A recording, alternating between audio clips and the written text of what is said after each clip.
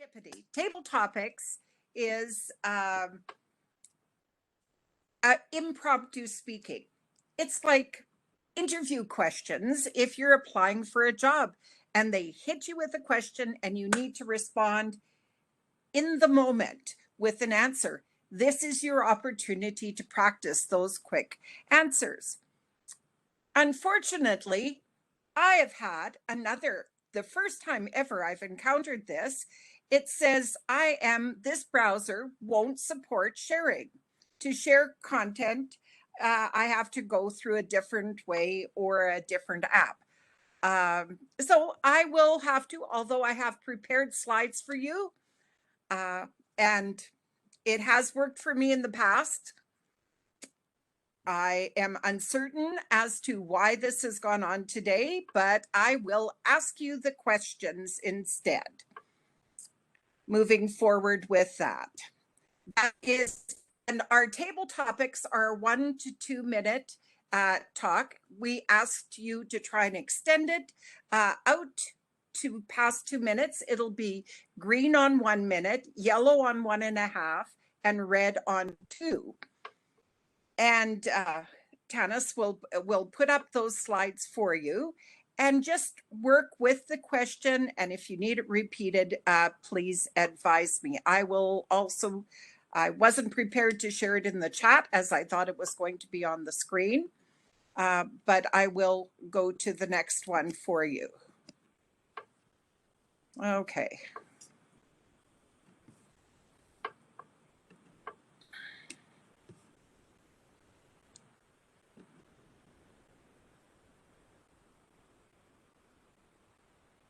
This is not a meaningful pause. This is technology working against me today. Something I'm totally not prepared for, as I'm usually well prepared to work with technology. Victor Hugo said, "To learn to read is to light a fire. Every syllable that is spelled out is a spark." Tell us about a book you read that lit a spark within you. What were you motivated to do?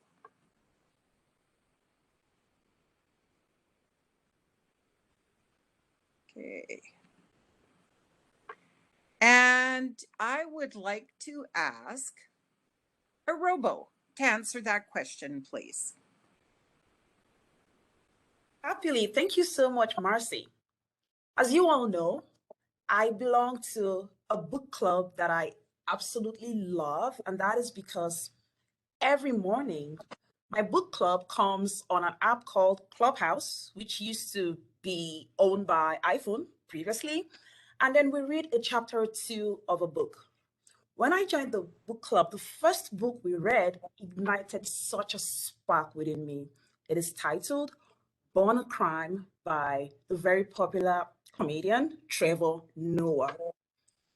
This book resonated with me so much because even if it was pretty much about his biography, it was about his mother and the struggles she had bringing up a mixed child in the season of apartheid in South Africa. It was phenomenal because this woman was such a heroine, coming against all odds, having a relationship with a white man at that time when everything was totally against her. It was also phenomenal because Trevor Noah, being of mixed race, had so many hurdles to jump, including being seen as a person whose prayers will be answered quicker by God because he had white blood in him. I found that to be very comical, even if a bit obnoxious. But that was one book that resonated with me. I loved it. It ignited such a spark within me. I'll read it again. Back to you, Marcy. Thank you, Arobo. Absolutely fascinating. I recently watched a video on the King of Botswana. He actually became the first president. And in 1948, when he was still a prince in waiting, he married a white woman in England. And it was a fascinating story of how that evolved and the influence, especially as they were living, Botswana is right next to South Africa. And it was about their journey to freedom. I don't believe that that was serendipity that created it, or the serendipity of the relationship.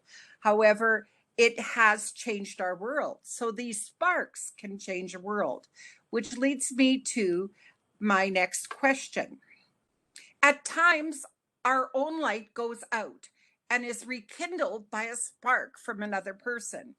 Each of us has cause to think with deep gratitude of those who have lighted the flame within us. And that was by Albert Schweitzer.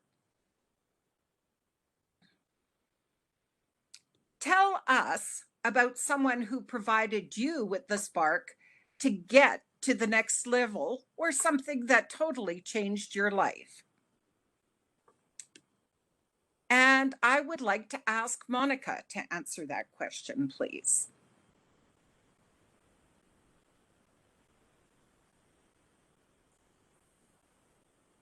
Thank you, Table Topic Master. Yes. So what make me think about something changing my life or somebody changing my life?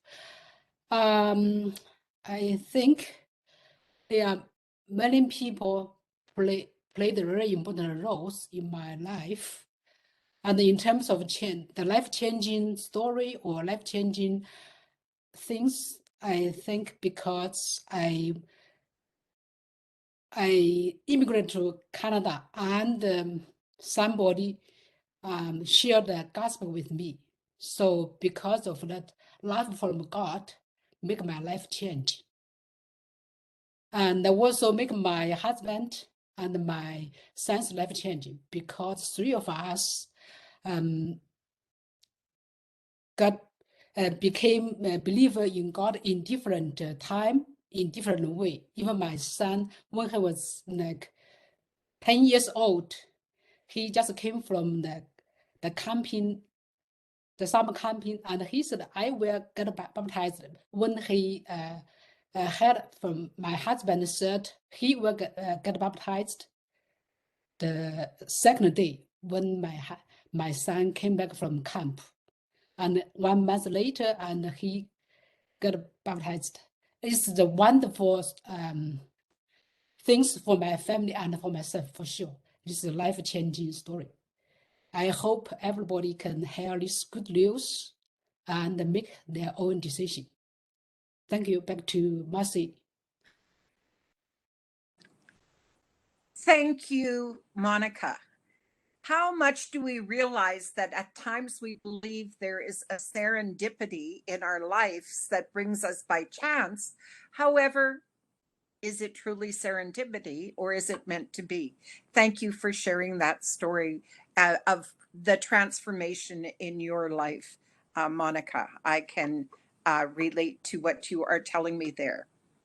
Robin Williams, one of my favorite comedians, said, "You're only given a little spark of madness. You mustn't lose it."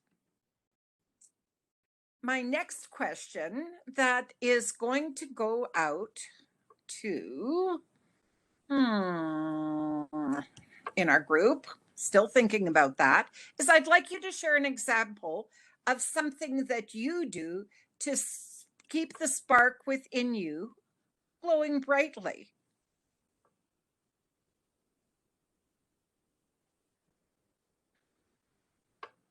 And I would like to ask I'm going to ask Ruby to answer that question. What do you do to keep the spark within you glowing brightly? One of the things I really enjoy is learning new things, and new things in three areas: personal finance, tech, and project management, or kind of productivity management tools.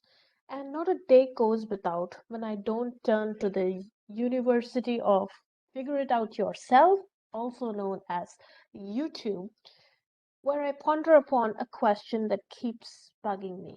How do I, for example, take away the smell from my dishwasher?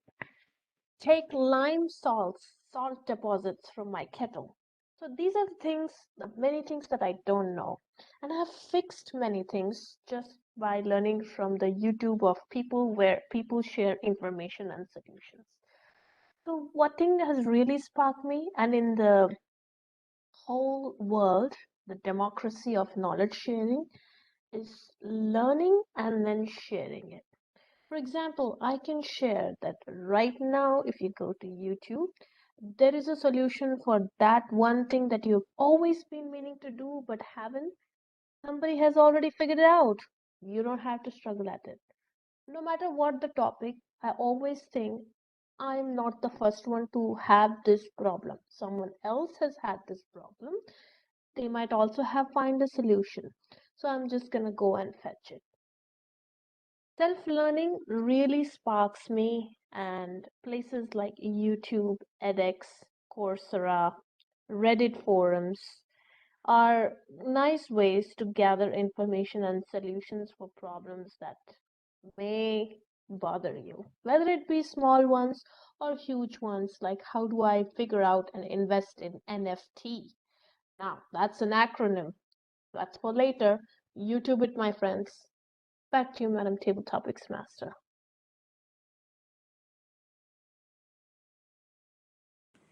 Thank you, Ruby. I love YouTube University and being able to find everything there. And I admire you for going and looking for answers to those questions that puzzle you. Me, I don't know that I think about those. I go, that's annoying. I'll just walk away from it. So I like your solution far better. But I believe there is more that continues as we go on. I've got time. Madam Timer, do I have time for one more question? Or Madam Toastmaster? If I understand the agenda for today, then yes. Okay. Lisa, this question is for you. Accompanied by a quote from Pope Francis. Pope Francis said, "From my point of view, God is the light that illuminates the darkness, even if it does not dissolve it, and a spark of divine light is within each of us." My question to you is, what sparks your life and energizes you?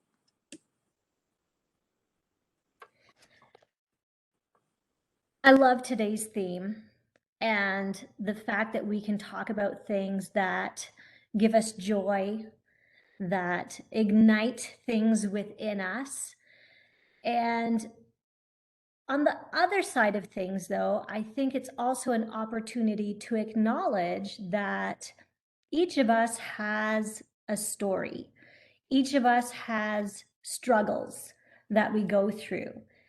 And right now, I know that I am, when someone says to me, "How are you doing?" it's like a loaded question, because the thing that gives me joy is family. And family is hard sometimes. Parenting is way harder than I thought it would be. And when one of my children are not thriving, it's hard on this mama's heart. And so when people say, "How are you doing?" it comes with a little bit of that sorrow and sadness that isn't there because I do not see success and things happening with that child. So this is a moment for me to regroup and to remind myself that I am not the outcome of their choices, and that there are things that I can do for myself to regain my strength and my spark to remain happy and gracious and full of patience for not only my kids and my family, but for everyone around me, as I want to be that encouragement for other people to know that I see you if you're struggling, and I thank you for still putting yourself out there, for coming and for sharing a part with you, because that is part of what sparks me, is to be there for you, to acknowledge you, and to encourage you in life. Back to you, Marcy. Thank you, Lisa.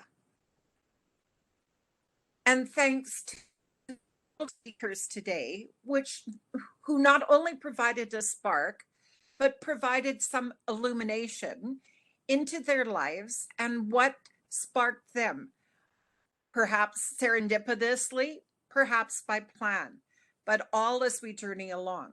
The one thing I know is that I'm grateful to have come into relationship with all the people, my fellow Toastmasters in this group. Back to you, Madam Toastmaster. Thank you for that.